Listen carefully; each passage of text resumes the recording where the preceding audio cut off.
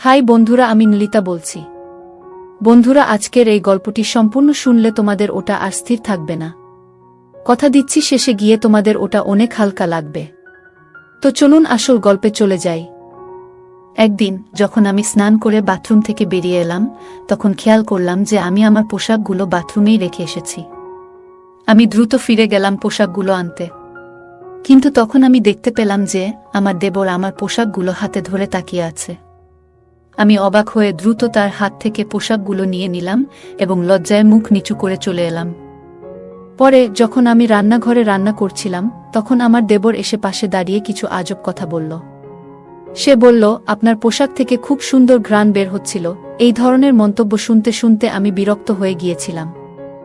একদিন আমার স্বামী ফোন করে জানালেন যে তিনি রাতে বাড়ি ফিরতে দেরি করবেন। আমি ভেবেছিলাম এটা আমার দেবরের সাথে কথা বলার সুযোগ হতে পারে।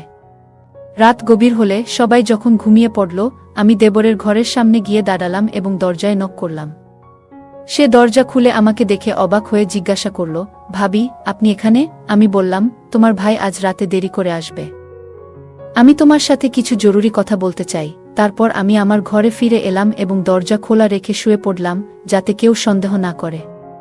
কিছুক্ষণ পর আমার দেবর হালকা টোকা দিল দরজায়। আমি বললাম, এসো, দরজা খোলা আছে। সে ঘরে এসে আমার পাশে বিছানায় বসে পড়ল। আমি তখন একটি সুন্দর লালা রং এর নাইট ড্রেস পরেছিলাম। দেবর কিছুক্ষণ নীরব থেকে আমার দিকে তাকিয়ে রইল। তারপর মৃদু হেসে বলল, ভাবি, আজ তোমাকে অনেক সুন্দর লাগছে। আমি তেমন কিছু বললাম না, শুধু তাকে দেখছিলাম। তারপর বলল, ভাবি, আপনি কি কিছু বলতে চেয়েছিলেন? আমি তার দিকে এক ভালোবাসাময় দৃষ্টিতে তাকালাম এবং উঠে তার কাছে গিয়ে বসে পড়লাম। তার হাত দুটি ধরে বললাম, আজকের গল্পটা অনেক বেশি স্পেশাল, তাই কেউ মিস করো না। দয়া করে গল্পগুলো ভালো লাগলে ভিডিওটি লাইক, শেয়ার এবং চ্যানেলটি সাবস্ক্রাইব করো প্লিজ। আমার নাম প্রিয়া, আমি 23 বছর বয়সী। আমি দেখতে অনেক সুন্দর ছিলাম। বিয়ের পর একটু স্বাস্থ্যবান হওয়ায় আমাকে এখন আরও সুন্দর লাগে। আমার বিয়ে হয়েছে মাত্র 2 বছর হলো। আমি আমার স্বামী, শাশুড়ি এবং দেবরের সঙ্গে থাকি। আমার দেবর প্রায় আমারই বয়সী, প্রায় 18 বা 19 বছর হবে। সে সব সময় আমার আশেপাশে ঘুরঘুর করে এবং কখনো কখনো আমাকে অদ্ভুত দৃষ্টিতে দেখে। আমার মনে হতো সে আমাকে মনে মনে অনেক পছন্দ করে, কিন্তু কখনো মুখে তা বলার সাহস পায়নি। কিন্তু সারা দিন দেবর আমার পিছনে পড়ে থাকে। মনে হতো সে আমাকে কিছু বলতে চায়। একদিন সে আমাকে বলল, ভাবি, আমি কিছু বলতে চাই। সে ঘরের চারপাশ ভালো করে দেখছিল, যেন কিছু খুঁজছে। আমি বললাম, হ্যাঁ, বলো, কি কাজ আছে? আমি সব সময় তোমার সাহায্য করতে প্রস্তুত। তুমি তো আমার ছোট ভাইয়ের মতো। এটা শুনে তার মুখে এক হাসি ফুটে উঠল। সে বলল, ভাবি, আমি বিয়ে করতে চাই। আমি হেসে বললাম, এটা তো খুব ভালো কথা, কিন্তু বিয়ের জন্য তো একজন মেয়ের প্রয়োজন। তখন সে বলল, ভাবি, তাই তো আমি আপনার কাছে এসেছি।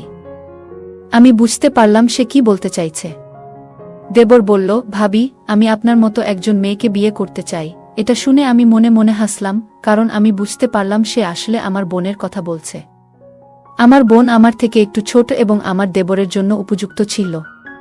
তাদের মধ্যে বয়সের পার্থক্য ছিল মাত্র 2 বছর। দেবর আমাকে তার কল্পনার মেয়ের গুণাবলী বলতে লাগল, যেমন সে কি চায়।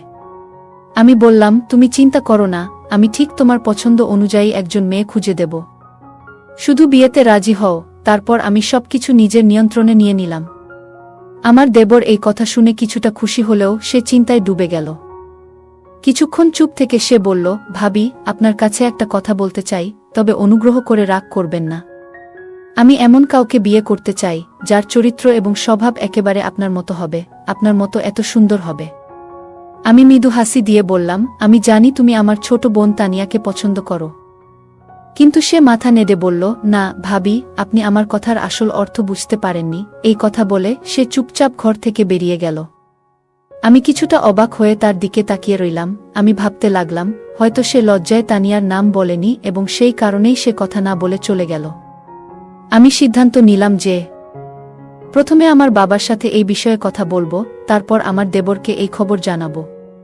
পরের দিন আমি দেবরের কাছে গিয়ে জিজ্ঞাসা করলাম, তুমি কি সত্যিই তানিয়াকে পছন্দ করো? সে লজ্জা পেয়ে বলল, ভাবি, তানিয়া আর আমি, এটা তো আকাশের চাঁদ ছোঁয়ার মতো ব্যাপার। আমি নিজেকে তার উপযুক্ত মনে করি না। তার এই কথা শুনে আমি বুঝতে পারলাম আসলে সে আমার বোনকে পছন্দ করে, কিন্তু সাহস করে প্রকাশ করতে পারছে না। পরের দিন আমি আমার মায়ের কাছে গিয়ে বিষয়টা জানালাম এবং তার মতামত নিলাম। মা বললেন, মা, আমাদের কোনো আপত্তি নেই। তোমার বোন যদি সেখানে সুখী হয় তাহলে আমরাও খুশি। তবে তুমি তোমার দেবরের সাথে ঠিকমতো কথা বলে নিও, যেন তার কোনো সমস্যা না হয়। আর একই পরিবারে 2 মেয়ে থাকবে, এটা তো ভালো কথা। তুমি তোমার ছোট বোনের খেয়াল রাখতে পারবে। আমি বললাম, দেবর নিজেই আমার সাথে এই কথা বলেছে, তার আপত্তি হওয়ার কোনো কারণ নেই। এরপর আমি আবারও আমার দেবরের সাথে কথা বললাম, কিন্তু সে বলল, ভাবি, আপনি আমার কথার মানে কেন বোঝেন না? রাতে আমি তার ঘরে গিয়ে জানতে চাইলাম আসলে সে কি চায়। সে বলল, ভাবি, আমার আপনার বোনের প্রতি কোনো আগ্রহ নেই। আমি শুধু মজা করছিলাম। তার এই কথা শুনে আমি খুব কষ্ট পেলাম।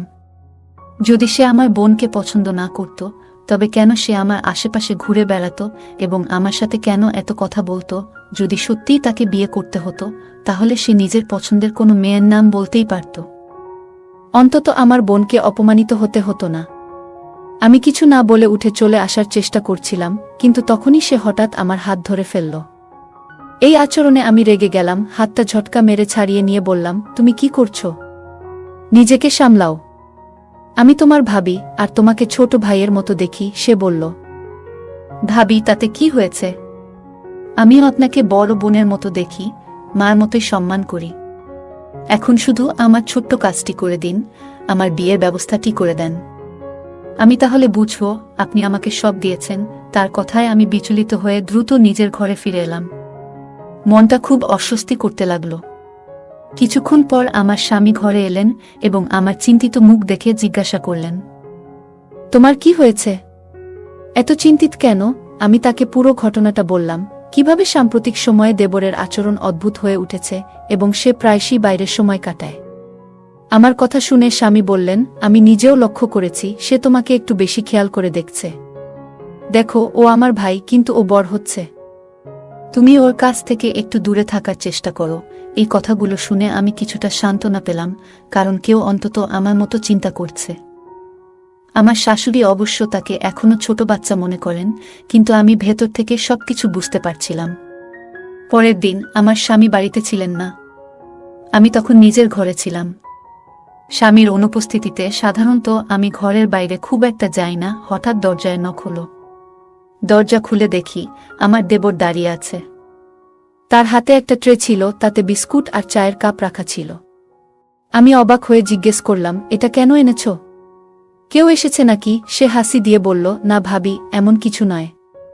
ছোট ভাই তার বড় বোনের সাথে বসে চা খেতে চায়। আমি বললাম, চলো ড্রয়িং রুমে গিয়ে বসি, কিন্তু সে বলল, না ভাবি, আমি এখানে আপনার সাথেই বসে চা খেতে চাই, একটু কথা বলতে চাই। তার এই কথায় আমি কিছুটা অস্বস্তি বোধ করলাম, কিন্তু ভাবলাম এই নিয়ে নতুন কোনো সমস্যা তৈরি না হোক। সে চুপচাপ আমার পাশে বসে চা খেতে থাকল। তারপর বলল, ভাবি, আপনি চা খাবেন না? আমি তাকে চা খেতে বললাম এবং সে বলল, আমি যাওয়ার আগে আপনি চা খান। তার এই আচরণে আমি বেশ অস্বস্তিতে পড়ে গেলাম। সে জোর করায় আমি চা আর বিস্কিট খেলাম, আর আমি তার সাথে কথা বলতে থাকলাম। দেবর আমাকে বলল, ভাবি, আমি যদি আগে ভুলভাবে কিছু বলি তাহলে আমাকে ক্ষমা করবেন। আমি কিছু ব্যক্তিগত সমস্যায় ছিলাম, তাই সেদিন কথাগুলো এমনভাবে বলে ফেলেছিলাম। আজ চা আর কেক এনেছি, যাতে আপনি বুঝতে পারেন আমি আপনাকে কতটা সম্মান করি। তার কথা শুনে আমার একটু হাসি পেল। আমি হাসি মুখে চা খেলাম এবং বিস্কুটও খেয়ে নিলাম। কিন্তু চা খাওয়ার কিছুক্ষণের মধ্যেই আমার মাথা ভারী হতে লাগল। আমি কিছুতেই বুঝতে পারছিলাম না কি হচ্ছে। দেবরের মুখটা শুধু আমার চোখের সামনে ঘুরছিল। ঠিক তখনই শাশুড়ি ঘরে ঢুকলেন। তার মুখটাও শেষবারের মতো মনে পড়ল। তারপর কি হলো কিছুই জানি না। যখন আমার চোখ খুলল তখন বিকেল 4টা বাজে। আমার স্বামী আমার পাশে বসেছিলেন। তিনি জিজ্ঞাসা করলেন, তোমার কি হয়েছে? তুমি হঠাৎ কিভাবে অজ্ঞান হয়ে গেলে? নাকি ঘুমিয়ে পড়েছিলে? আমি বললাম, হ্যাঁ, হঠাৎ করেই আমার খুব ঘুম পেয়েছিল মনে হয়। আমার দেবর চা আর বিস্কুট নিয়ে এসেছিল, সেগুলো খাওয়ার পর থেকেই আমার ঘুম পেয়েছিল। জানি না তখন আমার কি হয়েছিল। মনে হয় দেবর চায়ে কিছু মিশিয়েছিল। আমার কথা শুনে স্বামী চিন্তায় পড়লেন। বললেন, দেবর সত্যিই তোমার জন্য চা নিয়ে এসেছিল? ও তো আমার ভাই, তোমার জন্য এমন কিছু করবে কেন? তাছাড়া মাও তো তখন ঘরেই ছিলেন। হতে পারে তুমি স্বাভাবিকভাবেই ঘুমিয়ে পড়েছিলে।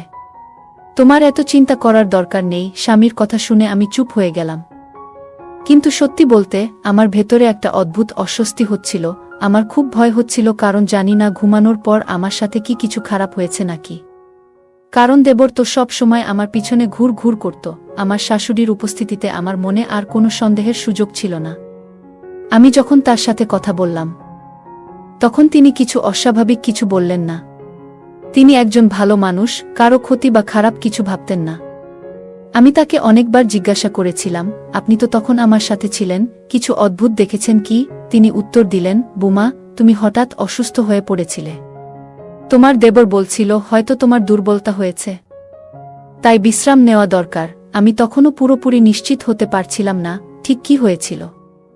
কিছু দিন এভাবেই কেটে গেল। একদিন রাতে আমি আর আমার স্বামী পরিবারের নানা বিষয় নিয়ে কথা বলছিলাম। হঠাৎ আমার চোখ জানালার দিকে চলে গেল, আর দেখলাম যেন কেউ জানালার পাশ থেকে দ্রুত সরে গেল। আমি অবাক হয়ে গেলাম, কারণ জানালাটা বাড়ির ভেতরের দিকে ছিল, আর মেইন গেট তো রাতের বেলা সবসময় তালা দেওয়া থাকে। আমি নিশ্চিত ছিলাম যে এটি আমার দেবর ছাড়া আর কেউ হতে পারে না, তবে আমি তখনই আমার স্বামীকে এ ব্যাপারে কিছু বললাম না। প্রথমে আমার দেবরের আসল সমস্যাটা কি তা বুঝতে চাইলাম। তার এমন অদ্ভুত আচরণের পেছনের কারণটা জানাটা আমার জন্য খুবই গুরুত্বপূর্ণ হয়ে উঠল। একদিন আমি গোসল করে বাথরুম থেকে বের হয়ে দেখলাম যে ভুল করে আমার জামাকাপড় বাথরুমেই রেখে এসেছি। তাড়াতাড়ি ফিরে গিয়ে কাপড়গুলো নিতে গেলাম। তখন দেখি আমার দেবর হাতে আমার পোশাকগুলো ধরে রয়েছে। আমি কিছুটা বিস্মিত হয়ে তার হাত থেকে কাপড়গুলো নিয়ে নিলাম এবং লজ্জায় মাথা নিচু করে সরে এলাম। পরে যখন আমি রান্নাঘরে ব্যস্ত ছিলাম, তখন আমার দেবর এসে পাশে দাঁড়িয়ে হঠাৎ অদ্ভুত কিছু বলল। সে বলল, তোমার পোশাক থেকে দারুণ একটা মিষ্টি গন্ধ পাচ্ছিলাম। আমি তাকে কিছু বললাম না। আমি তাকে সেখান থেকে চলে যেতে বললাম। আমার কথা শুনে সে চলে গেল। পরের দিনই দেবর এসে আমাকে বলল, ভাবি, মনে আছে আমি আপনাকে বলেছিলাম যে আমার একটা কাজ আছে? আজ সেই কাজের সময় এসে গেছে, এখন আপনাকে আমার সাথে যেতে হবে। তাড়াতাড়ি প্রস্তুত হন। তার কথা শুনে আমি অবাক হয়ে গেলাম। কোথায় যাচ্ছি? আগে বলো, নইলে আমি যাব না। আমার কথা শুনে সে মাথায় হাত দিয়ে বলল, চলুন, আগে মাকে বলিও না, তাহলে আর কোনো সন্দেহ থাকবে না। কারণ মা সবসময় আমাকে নিয়ে সন্দেহ করে। সে একটু বিরক্তির স্বরে কথা বলছিল, আর আমি বুঝতে পারলাম হয়তো আমার তাকে এভাবে প্রশ্ন করা ঠিক হয়নি। তাই চুপ হয়ে গেলাম। বললাম, ঠিক আছে, যেমন তুমি বলছো তেমনই করব। সে খুশি হয়ে গেল। আমরা বাইকে উঠে বাড়ি থেকে বেরিয়ে পড়লাম। তার বাইকে উঠা দেখে সে ভীষণ খুশি হয়েছিল, কিন্তু আমার কিছুটা অস্বস্তি লাগছিল। কিছুক্ষণ পর আমি জিজ্ঞাসা করলাম, আমরা কোথায় যাচ্ছি? সে উত্তরে বলল, ভাবি, আমি একজন মেয়েকে খুব পছন্দ করি। আর এ পছন্দ সাধারণ নয়। আমি তাকে খুব গভীরভাবে ভালোবাসি। দুনিয়াতে একমাত্র সেই মেয়েটাই আছে যাকে আমি মন থেকে ভালোবাসি। কিন্তু আমি জানি আমার মা তাকে কখনোই মেনে নেবেন না, কারণ মা চায় তার বুমা প্রচুর সম্পদ নিয়ে আসুক। কিন্তু আমি চাই এমন একজন মেয়ে যার পরিবার সৎ ও গরিব। দেবর বলল, রুমি খুব সুন্দর, শিক্ষিত এবং ভদ্র মেয়ে, তবে তার পরিবার খুব গরিব। এসব কথা বলে সে চুপ হয়ে গেল। আমি লক্ষ্য করছিলাম যে সে বাইকটি এক অচেনা এবং নির্জন পথে নিয়ে যাচ্ছে। আমি তার কথায় মগ্ন ছিলাম, তাই কিছুটা ধাঁধায় পড়ে গেলাম। সে বলল, আরেকটা অনুরোধ ভাবি, আপনি ওখানে বলবেন না যে আপনি আমার ভাবি, বরং বলবেন আপনি আমার মা। তার কথা শুনে আমি অবাক হয়ে বললাম, তুমি আমাকে মা বলে পরিচয় দিতে বলছো? আমাকে তো খুব বয়সে ছোট দেখায়। তখন সে বলল, ভাবি, ওরা এসব বোঝে না। আমি বলে দেব যে আমার মা নিজেকে খুব ভালোভাবে যত্নে রেখেছেন, তাই তাকে এত তরুণ দেখায়। আমি তার কথা শুনে হাসলাম, কিন্তু তার বাইক যেদিক নিয়ে যাচ্ছিল তা দেখে আমার মন খারাপ হতে শুরু করল। মনে মনে ভাবতে থাকলাম, আবার কোনো বিপদে পড়ব নাকি, কারণ দেবরের আবভাব ভালো লাগছে না আমার। বাইকটি একটি নির্জন স্থানে থামল, আর আমার মনে অস্বস্তি শুরু হলো। আমি ভাবছিলাম, কি করতে যাচ্ছে সে? আমার স্বামীকে না জানিয়ে তার সঙ্গে চলে এসেছি। যদি কোনো সমস্যা হয়, আমি কিভাবে এখান থেকে বের হব? চারপাশে দূরে কোথাও কেউ ছিল না। ঠিক তখনই দেবর বলল, ভাবি, মাত্র 2 মিনিট দাঁড়ান, আমি আসছি, বলে সে চলে গেল। আমি একা নির্জন স্থানে দাঁড়িয়ে ভয়ে কাঁপছিলাম। হঠাৎ একটি বড় গাড়ি এসে আমার পাশে থামল। আমার বুকের ধুকপুকানি যেন থেমে গেল। আমি মাথা নিচু করে বাইকের পাশে দাঁড়িয়ে রইলাম, ভয়ে কোনো কথা বলতে পারছিলাম না। কিছুক্ষণের মধ্যেই আমার দেবর ফিরে এলো। আমি মনে মনে স্বস্তির নিঃশ্বাস ফেললাম। গাড়িটি দ্রুত সেখান থেকে চলে গেল। আমি দেবরকে জিজ্ঞাসা করলাম, এটা কে ছিল? সে হেসে বলল, ছেড়ে দাও ভাবি, সুন্দর মেয়ে দেখলে লোকজন এমনিতেই ছুটে আসে। তুমি আর চিন্তা করো না। আমি আসলে তোমার ভাবিকে দেখাতে মিষ্টি নিতে গিয়েছিলাম। সে মিষ্টির বাক্সটা হাতে ধরিয়ে দিল। আমরা যখন সেই বাড়িতে পৌঁছালাম, আমি দেখে সত্যিই অবাক হয়ে গেলাম। বাড়িটি ছিল খুব ছোট এবং পুরনো। ভিতরে অন্ধকার ছিল, তবে বাড়ির মানুষজন আমাদের আন্তরিকভাবে গ্রহণ করলেন। আমি সেই মেয়েটিকে দেখলাম, সত্যিই সে খুব সুন্দরী ছিল। তার গায়ের রং ছিল ফর্সা, যদিও তার মায়ের রং কিছুটা গাঢ় ছিল। বাড়ির পরিবেশ খুবই সাধারণ, কিন্তু সবাই খুব সম্মানিতভাবে আমাদের আপ্যায়ন করল। আমি নিজেকে দেবরের মা বলে পরিচয় দিলাম, যা শুনে তারা খুবই খুশি হল। আমার পরনে সাদা পোশাক ছিল, যা দেখে তারা বেশ মুগ্ধ হল। মেয়েটির মা বলল, আমার মেয়ের জন্য এমনই একটি ভালো পরিবারের সম্পর্ক চেয়েছিলাম।